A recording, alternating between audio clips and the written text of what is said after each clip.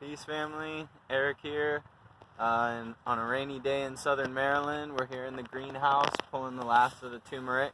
We've been getting a lot of questions on how I grow turmeric in zone 7, and so I just wanted to share a little video about it, make it real easy and simple.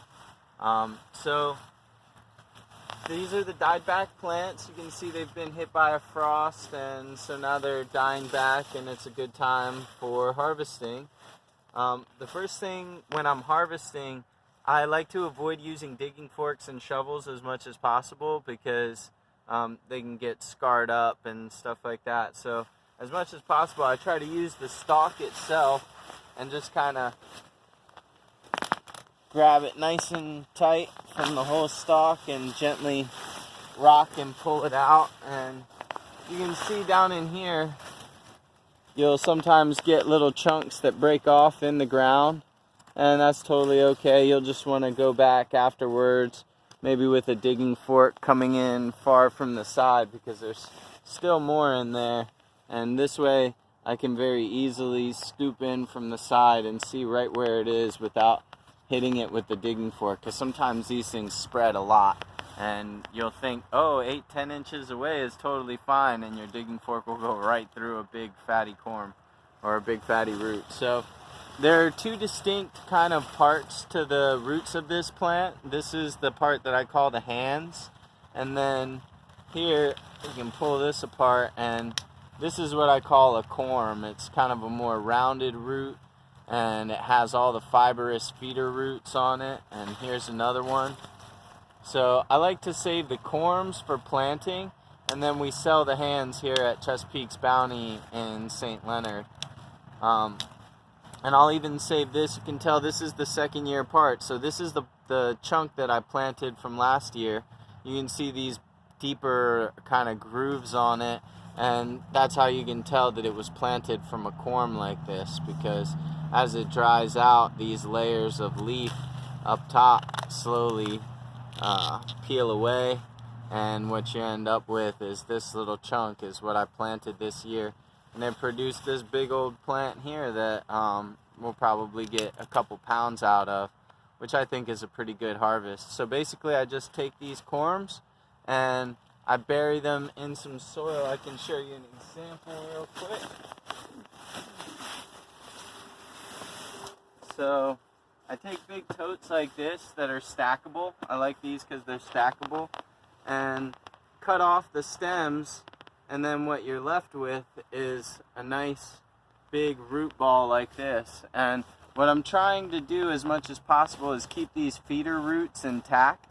So by stacking these bins one on top of the other, they'll have a decent amount of moisture, and a lot of the feeder roots will remain intact. I think that gives it a major head start in the spring. Plus, these corms have like more of a mass to them, and the more that you plant, the bigger a harvest you'll get. If I'm starting from scratch, I like to focus on getting big hands that have multiple sprout points, because each of those tips, each of those points is going to be another stalk on the plant, as you can see here. So this one had 1, 2, 3, 4, 5, 6 different points where sprouts came up, and so that's just a lot of foliage that enables it to absorb a lot of sunlight. Getting into the soil, if you want to look over here, we can see this is nice, rich, well-draining soil. They like it rich and well-drained. And the other thing I like to do with the soil is halfway through the year, I hill them up. So for us, that's around mid-July, late July here in Maryland and in other parts of Zone 7. So halfway through the season, I'll get truckloads of horse manure and pile it on. You can use any kind of compost. I like to use horse manure because it's not too hot.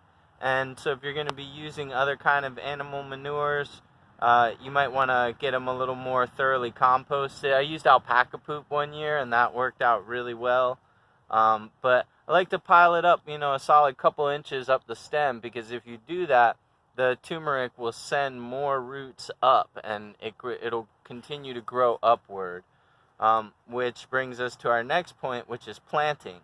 And so when I plant, I like to go pretty deep. I like to go at least a solid 8 inches deep and put the corms nice and deep in the soil, because the turmeric grows upwards, and as it grows upwards the whole way, it's forming hands and new sprout points.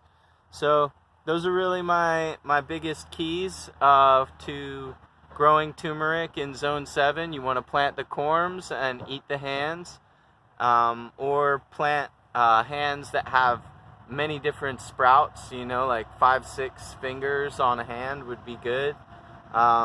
And you want to give them really rich soil. Get them in the ground in April or shortly before your last frost. They can go in the ground before the last frost.